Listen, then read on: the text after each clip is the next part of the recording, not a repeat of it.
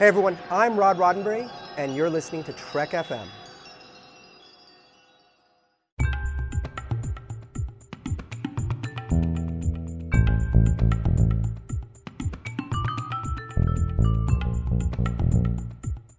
Hello and welcome to Stage 9, Trek FM show about the people who make Star Trek. I'm Mike. I'm John. And today we're going to be discussing some more news, some rather big news this week in terms of casting and whatnot. Yes, and whatnot is of special note. Yeah.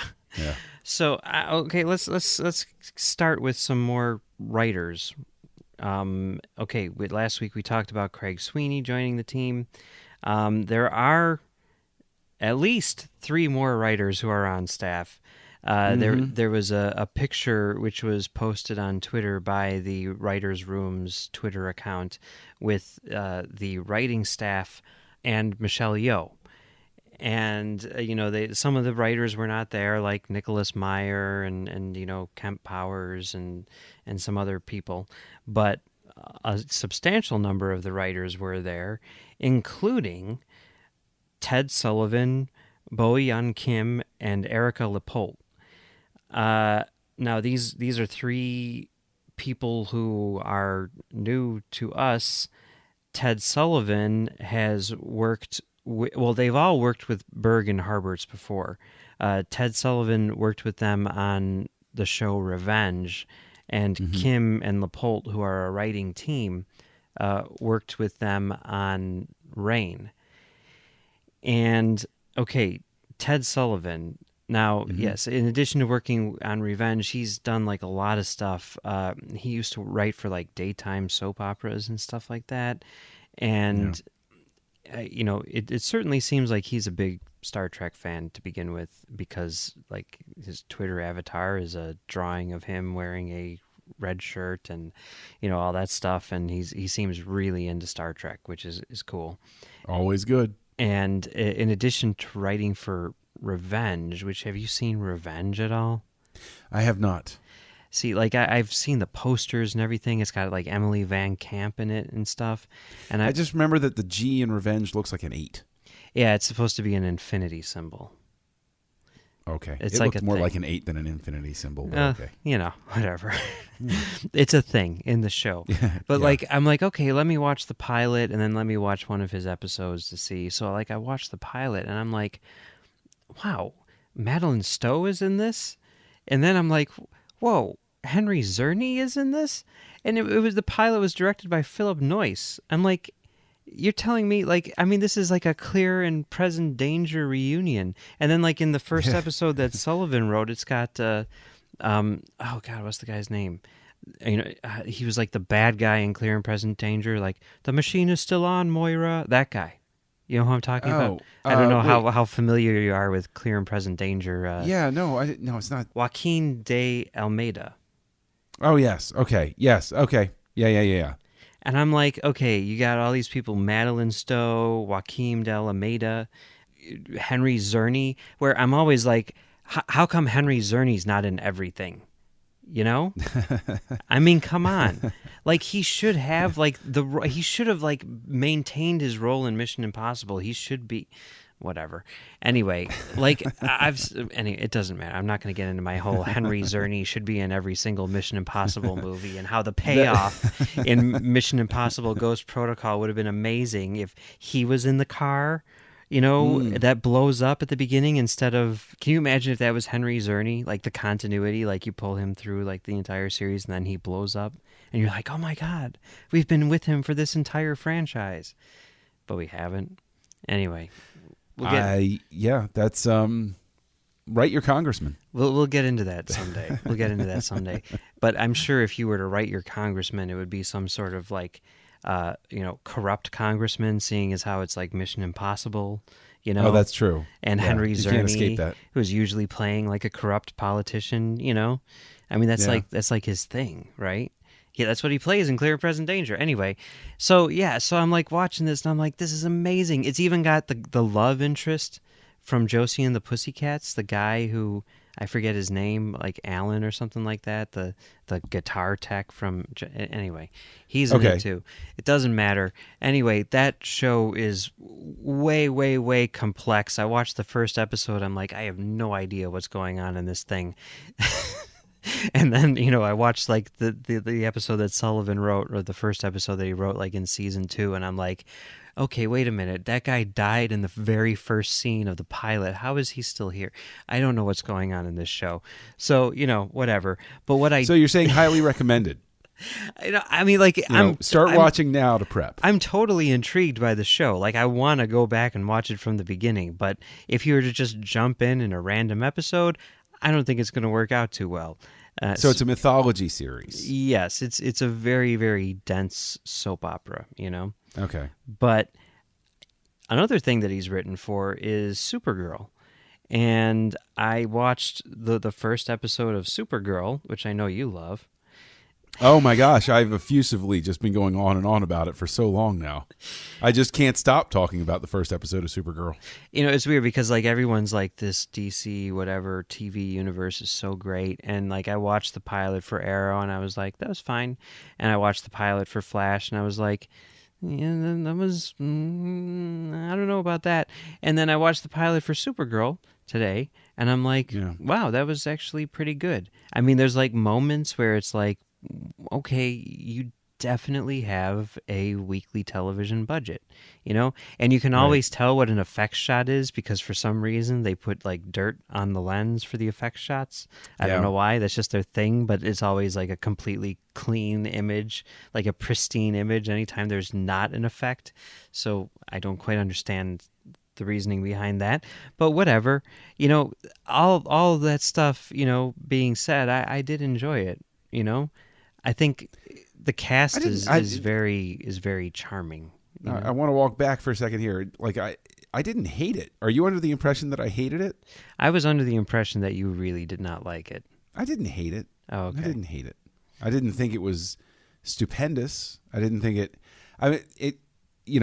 I didn't continue watching the show for more than a couple episodes afterward because the pilot did not grab me, and okay. I was not particularly compelled by what was going on, and I thought that beyond the pilot, like they were just in too much of a rush to get to where they wanted to go to establish the universe that everything was happening in. Yeah, they were going like faster than a speeding bullet. Right. Oh, nice. There you go. All right. There you go. There you go. But he wrote like episode 7, I think, or whatever. He's written a few episodes, but like episode 7, which was Human for a Day, where like apparently there's a thing where like if she uses her powers like hardcore, then she basically is drained of those powers and needs a few days to recharge. And now she's past the few days and she's like freaking out because she doesn't have any powers, and she ends up getting a cold and stuff like that. And then there's a crisis with a super human, bad guy thing, and she basically can't do anything. She's just kind of like left on the sidelines. And it was pretty good. I mean, I'm not super up on like Supergirl mythology, but like this episode had Max Lord in it, and I'm like, whoa, because like he was like a pretty big player in the Giffen DeMatteis Justice League run from like the 80s, which is pretty much like the best run in the history of comics, I think. Well, that's all right. That's a whole other podcast in and of itself there, Mike.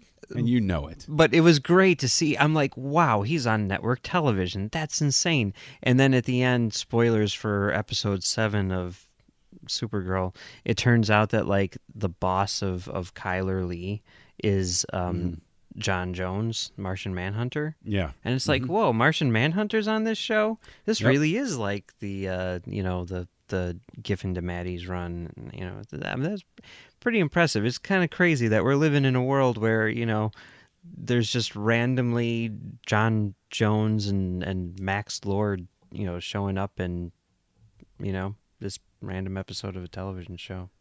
Yeah. Yeah, that's crazy. But that's crazy. It was pretty good. Anyway, yes. So that's Ted Sullivan. Yes. The other two writers, Bo Young Kim and Erica Lapolte, They worked on Rain. Have you seen Rain? I have not seen Rain. Okay, this is the Mary Queen of Scots show on the CW. Oh, delightful. It's very strange. Now, I'll fully admit I'm not up on my Mary Queen of Scots history, okay? But I watched the first episode, and I watched the one that they wrote.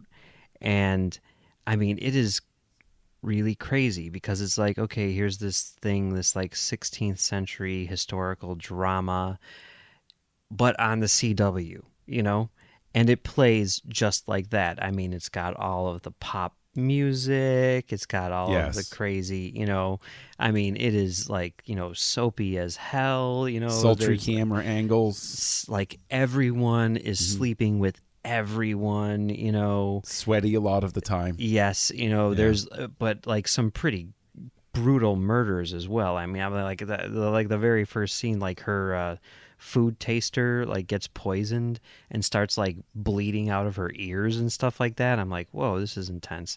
And then like in the episode that they wrote, which it was like a couple seasons down the road and everything, so again, not exactly fair to judge this, and it seems pretty heavy in terms of the mythology, but I had a fun time watching it, and the ending of that episode was crazy. It made me smile. It was very funny. It was a very entertaining show. Because John Jones, the Martian Manhunter, showed up. No, it involved a guy like a prince who enjoyed being. It was harmed for fun. Yes, and then basically he, there's a little thing where he has a little bit of an accident and ends up like impaling the back of his skull, and they're freaking out because they're like, "Oh my God, we killed him," And then they turn around and he's gone, and they're like, "Wait, what? He was just lying there dead on the ground," and then you see him like walking down the hallway. With like a piece of wood sticking out of the back of his head like a zombie, and the two of them run out and they see this, and like everyone's freaking out because there's blood everywhere and everything, and the two people who accidentally did this to him kind of like turn to each other and they're like, "So now what do we do?" And then it cuts to black. I'm like, that's an ending. That's a great ending right there. Makes you want to come back for the next week. Sure. How are you going to get out of this mess? Exactly. Yeah.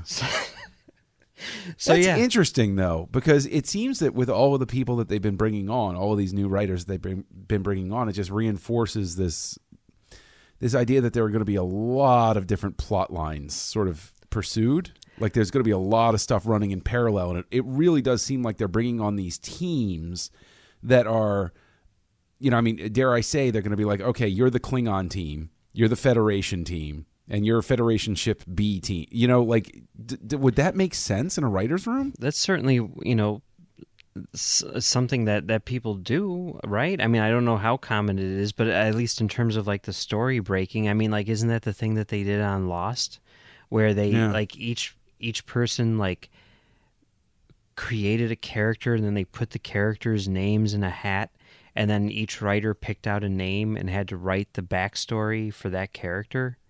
Or something like that, Yeah. It's been so long since I read about the behind-the-scenes stuff on Lost. I'll have to revisit, but that sounds accurate. Yeah. I mean, I don't know. I'm sure I'm getting that kind of wrong. So, I mean, I could totally see that because it's not, I mean, especially them saying like these are chapters in a thing. I mean, they've got to figure out where they're going, and this show seems sprawling. It seems even more sprawling than it did last week because of the other big news that happened, which is the casting of James Frain, who's been added to the show as Sarek. Yeah. And it's like, okay, so now we've got Sarek in here. Is he a regular? I don't know. I mean, I would assume to some extent. Is this a clear sign that they are? Okay. Look, we all know that this, in terms of this timeline, it's supposed to be set up to be prime timeline, right? Yes. And so this would, that casting a different Sarek would seem to indicate, support that this is definitely embracing, that this is not the films. You know, like gonna have a clear identity separate from it. Yeah, which bothers me, I have to say, because Why? I mean, well, I mean, one of the things that I thought was kind of cool about this was that I mean they're only 8 years off in terms of the where they're at in the movie timeline and everything, which is close enough that you can definitely cheat some stuff in terms of some crossover things. Whether it's Bruce Greenwood as Pike showing up for an episode or two, or something that seemed to make perfect sense given all the heroes people involved. Zachary Quinto showing up as Spock. It's just he's a different Spock. He's Prime Spock instead of Kelvin Spock, but he's still Spock. And yeah, I mean, I don't know. I mean, I think it's. I'm definitely of two minds of the whole thing because it's oh hey, Sarek's going to be in the show. That's cool. That's a character I know. But at the same time, like I think Sarek is as close to an original character as I want in this thing.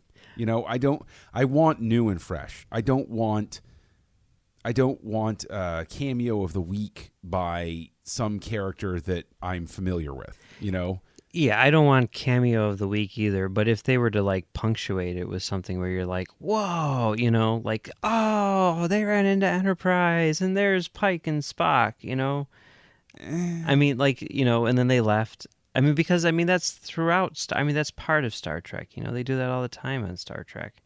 And, like once a season or whatever, that's cool, Given the time period, given the fact that, like, you've got the Enterprise flying around out there, that seems cool to me. Yeah, I guess. I mean, I don't know. Sarek makes sense. I mean, looking at, like everything, it really does seem like this is going to be rather diplomatic in nature, right? Yeah. I mean, with like the Klingons and, the rumors or whatever about it being like a joint mission or whatever and all the other ships. I mean, Sarek being the Vulcan ambassador, it kind of makes sense for him to show up on the show. Well, I mean, I could almost see him, his role in the pilot being, the new, like the Vulcans have a, an overarching goal of, we think the Klingons and humans can eventually work. These are our two most temperamental species that we know. Mm-hmm. Let's put them together and make some magic happen. Maybe they can even each other out. Yeah. And, they're playing the long game toward, therefore, next generation. Yeah. Or they wind up being the ones that, they bring the humans and the Klingons together too quickly, and that's why there's so much animus by the time the original series comes up. Mm-hmm. Mm-hmm. I'm okay with it. Sarek being there. I think that's very cool. And James Frain. I mean, I have nothing against James Frain as an actor, and I'm sure that he will do a great job as Sarek. But the fact that you have Ben Cross, who was in Star Trek 09, I don't know. I mean, who knows? Maybe they went to Ben Cross and were like, "We want you to be a regular," and he's like, "Screw you." I mean, who knows? But I would have personally preferred to have that continuity. But James Frain is a very good actor. He's been in a lot of really cool things, like a movie that both of us love, Tron Legacy. Yes, he is, and he is a great character in Tron Legacy. Yeah, he's really cool, almost unrecognizable because of the helmet thing and all that stuff. But he's really cool in that. He's in Gotham. He's in Agent Carter. He's in True Detective. He's in lots of stuff. Yeah. But the movie that I always think of him in is one of my favorite movies. Well, maybe not one of my favorite Christmas movies, Reindeer Games, John Frankenheimer's final Which feature. seems to come up in our conversations constantly. So I think this is a promise that even though we're not necessarily in the season, I think that Reindeer Games needs to be put in the queue sometime soon to fulfill like all of the references to Reindeer Games that we've made over the last several months. Reindeer Games is a completely misunderstood movie. I don't know why people hate it so much. I mean, people treat it like it's one of the worst movies ever made, and that's ridiculous to me. I've never seen it. You've never seen it? No, I thought this was clear. No, see, I just assume that everyone hates it. Like, I assume everyone that I talk to thinks that I'm crazy for liking reindeer games, right? No, I've never seen it. I've never heard a good thing about it from anybody but you, but I've never seen it. You definitely check it out. Get the director's cut. We'll check it out for the show. John Frankenheimer. Yeah. Yeah. We will check it out for the show. John Frankenheimer, great director. He does a really great job with it. It's got some really good performances. I mean, like Gary Sinise, so mean, you know. Charlize Theron is fantastic. It's got Dennis Farina in it as the manager of a casino on a Native American reservation. And it's great. It's great, you know. And I don't understand why people hate it. Whatever. Well, I look forward to seeing it for Stage 9 because Excellent. I know that I will. Yes, and James Frain, he's fantastic in it as well. And I think Isaac Hayes is in that movie too. Well, now you made me really want to see it. You should have said that months ago because then I would have put it in my queue immediately. Huge Isaac Hayes fan. Yeah, he just has a small role, but monsters in the gelatin. Anyway, so so yeah, James Frain. You know, now there is another person who it looks like is on this show, and that's Malik Pancholi. This is a guy who was on 30 Rock. He played like Alec Baldwin's like assistant guy. He's also in Weeds, there was a video that Chris Obie put up online because he's been putting up these videos almost on a daily basis of him in a car driving to the set of. Yeah, he also sent out a picture of like it was like the Starfleet insignia cookies or something like that. Yeah, those are cool, right? I want those. But yeah, you know, and he seems super excited about working on this show, and he had a video, and he was vague. He was talking about a super secret project, but it also had, you know, one of the other guys who's been cast as a Klingon in the car with them, and they're like, oh, we can't talk about it. But then like he tags like the Discovery's like Twitter account in the video. Yeah. So it certainly looks like Malik Pancholi is in the cast. Maybe as a Klingon. I mean, he's hanging out with two other Klingons, right? It would follow. It would make sense. But let me tell you, the best part about that video, the thing which brings me much hope in terms of Discovery, because of the quality of person really that they're hiring to work on this series. In that video, Chris Obie is wearing a White Sox cap. And it's pretty great, you know? It's pretty great. Do you think he got a lot of messages from friends asking how he felt about the Cubs winning? Maybe. I don't know. I'm guessing probably not, because I think he's British, right? So, okay. Yeah, so probably not. Yeah, but still has that White Sox cap on, so, you know, go Chris Obie and go Sox and go Discovery. I guess. Go Discovery as quick as it can get here. Yeah. As just fast as it can get here, right? Because that's funny. I seem to recall we're sort of burying the lead here. I seem to recall now that the release date's no longer January. I mean, we're done with January. We knew it wasn't coming out, and then they said May, and now the new date is indefinite. Yes. Yeah. Which is a month I'm not familiar with. But they did say it might calendar. still come out on time. Yes. So are we starting a online pool? Okay. We're starting an online pool right now. We need absolutely no money, so we're not violating any federal laws or anything like that. This is just an honor bet, a Klingon honor bet. When do you think this show drops? You know, I said this on our private channel, and I'm going to stick to it. I'm going to say June.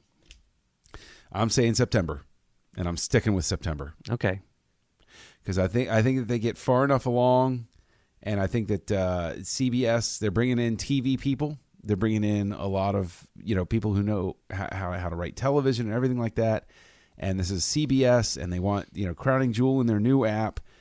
And I think that CBS, being a television network, thinks television and thinks fall season and thinks fall season equals September. Okay. All right. We shall see. We shall see. That is because the first episode is going to air on TV, right? Yes, it is. The pilot's going to air on TV. Yep. Then you're going to have your fall. They're not going to air it during mid-season replacement time. Yeah. May would have made sense during sweeps. Right? Yeah. During sweeps week, be like, hey, check out the new Star Trek show. But if they don't make May sweeps, they're waiting until the fall. Which I mean, September doesn't even have. It's November is when sweeps are, right? Yeah, but September is like the big where all the premieres are and everything. So I can see that happening too. They could at least put it around like other what Big Bang Theory. Oh, geez, they're going to do that, aren't they? They're going to do that, aren't they, Mike? There you go. It's going to be the fall season premiere of Big Bang Theory with Star Trek right after it. I was thinking that is my full prediction. I was thinking like what sporting events might be spread out throughout the year that CBS has that they might say like watch it after this sporting event, which is kind of counter programming for Star Trek because I'm sure most Star Trek fans would be like, "What's sports? What? I don't understand." It'd be an interesting cross section. Following that thought, then would still put them in September if they made it as counter programming to NBC Sunday Night Football, and they said, check out Star Trek Discovery pilot episode the first Sunday. Like football's done, 60 minutes is that's still on, right? Yeah, it is. Yeah, because I know from watching football that they usually have to start it late because of the football. And do you ever think that 60 Minutes producers are like, I hate football. It's like I think 60 Minutes producers realize that the only reason why anyone watches that show is because they don't turn off the TV after football has ended. Except on the West Coast. Yeah, I guess that's true. That's true. No, but I do. I think that would make sense. Counter programming to the first Sunday of Sunday Night Football. Therefore, there's not a lot of expectation for the ratings. And if they make even a dent in it, say it's just an awful Sunday Night Football game, they can be like, hey, look, that's because of us. That's because of us. We did it. We did it. Yeah. And they get a lot of prestige. It's true. It's true. I don't know. I mean, what you're saying makes sense. I guess I'm trying to think of painful, horrible sense. Yeah, but Yeah. Painful, horrible TV show network executive sense. Well, this uplifting message brought to you by Stage 9 on Trek.fm. I don't know. Well, we'll see. We'll see how it all goes. Yeah, we'll see. I will. You know what? If I'm wrong, I will gladly be wrong. I'd be happy to be wrong. And I'll tell you, I was actually thinking about this when I went out for a walk tonight. I'm walking the dog, and I was thinking about it. I was like, Star Trek Discovery being delayed and everything. And I keep coming back to Paramount has got to be ready to just spit nails because they sped up Star Trek Beyond and cut its development time so that they could respect that 6-month thing that we heard about, right? I think the reason why they did that is because they knew that they had to get it out for the 50th anniversary. You have to have a movie in the 50th. I don't know. But at the same time, considering they never promoted it as Star Trek's 50th anniversary movie. They kind of did. When? Where? People were saying things. People, yeah. Oh, Scuttlebutt down at the precinct was. The makeup artist is like, I've created 50 aliens, one for each year of Star Trek. Absolutely. This was. I swear to you, 2016 was so frustrating as a Star Trek fan because the only ones that seemed to be talking about it being the 50th anniversary were the diehard fans. Yeah. And it's like, hey, we're in 2017. I'm telling you, man, Disney is not going to let this not be the year of Star Wars. Like they're holding their tongue right now, but this is going to be a thing. You really think so? Because I like the 25th anniversary of Star Wars. That was overshadowed by Attack of the Clones. It's like we have a new movie coming out. Why are we talking about the past? No one gave a crap about the 25th anniversary of Star Wars. People will care about the 40th. We could argue this nonstop, but I do think that once the spring comes into play, the 40th anniversary of Star Wars becomes their lever to turn the world toward December 2017 for Episode 8. I do. Yeah. I think that is where they build their groundswell so that they can build Star Wars buzz without fatigue by the time the actual marketing campaign starts up. Yeah. No, maybe. That's just me. That's just me. I could be wrong. I'm sure that it'll be a presence at Celebration and everything. Oh, no doubt. Yeah. No doubt. Maybe we'll get those 4K transfers. That would be fascinating, wouldn't it? That would be amazing. If they did discussion for another forum, I guess, about what version would get the 4K transfer. Yes. Very interesting discussion. Yes. Anyway, so one other thing here. Neville Page is working on the show, which I think we knew about. I don't know. It's because I know that I've heard, but I don't remember where I heard that. But whatever. He's working on the show for sure. Yeah. Neville Page being, the guy who designed a lot of stuff for the JJ movies. He designed he designed the Cloverfield monster. And we've talked about Neville Page on I think Commentary Trek Stars, right? But in regards to Cloverfield and everything, I think he designed the look of the Klingons, and everything. So, that was a pretty good design too. Yeah, it was solid. It was a good combination of the old and the new and the yeah. The thing that always jumped out to me was the one guy who had the piercings on his ridge. Yeah, I thought that's just like Chang being bald. It was like I never really thought about it. Could they do that? I was like, that looks kind of cool. Why not? Yeah. So that's cool. That's cool news for sure. This show is going to look great. We didn't even mention last week that Guillermo Navarro has an Oscar for Pan's Labyrinth. Oh, that's true. We did forget that. That's awesome. Yeah. Anyway. They're sparing no expense to eventually bring us a show that may or may not air sometime in 2017.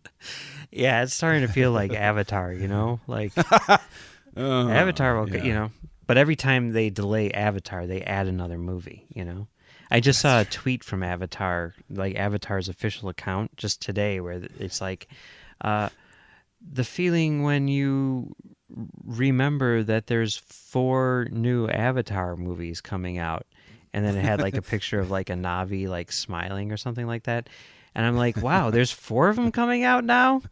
Those things are like tribbles, It should have been that thing of Michael Cera from Arrested Development, where he walks in with the bag and just flumps on the floor.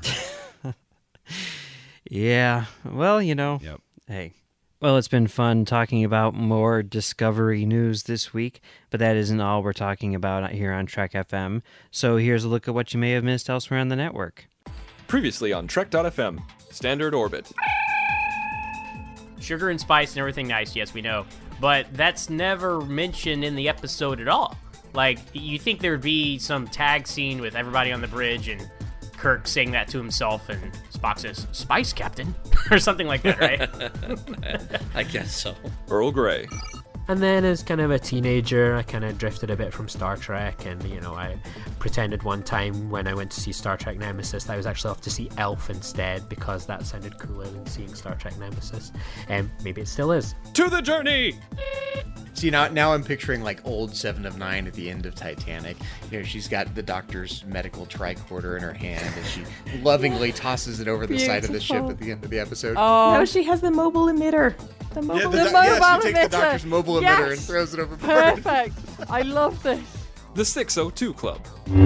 I thought it was a great story about, perseverance and the courage to act even when you don't know how the outcome's going to come. And that's what else is happening on Trek.fm.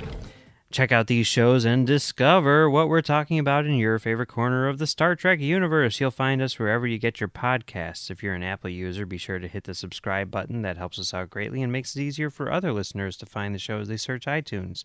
If you're not an Apple user, we've got you covered as well. You can find our shows on Stitcher, TuneIn, SoundCloud, Windows Phone, and of course you can stream and download the MP3 file from our website or grab the RSS link as well. We'd like to thank our associate producers, Chris Steftenagel, Norman C. Lau, and Jeff Sutter.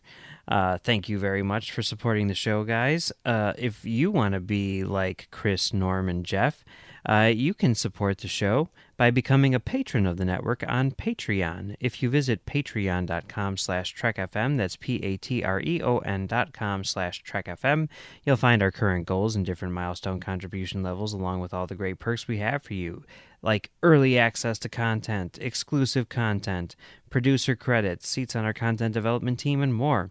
We really appreciate any support you can give us and hope you'll join the team. Again, you'll find all the details at patreon.com/trekfm.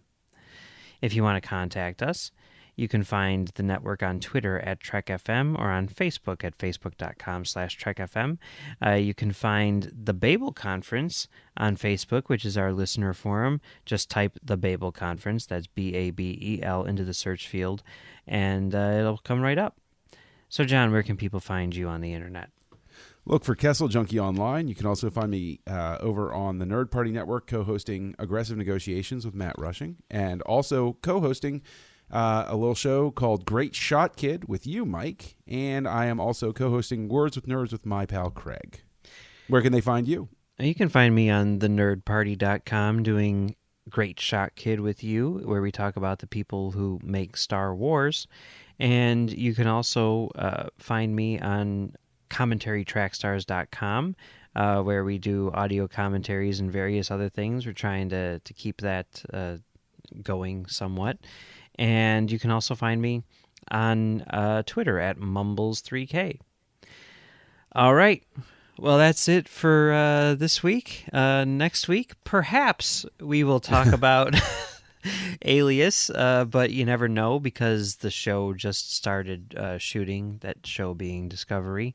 So maybe we're going to be talking about more news in that arena. You never know. You never know on Stage 9. So, yeah, until then, live long and prosper because, of Sarek and stuff, right? Peace and long life. There you go.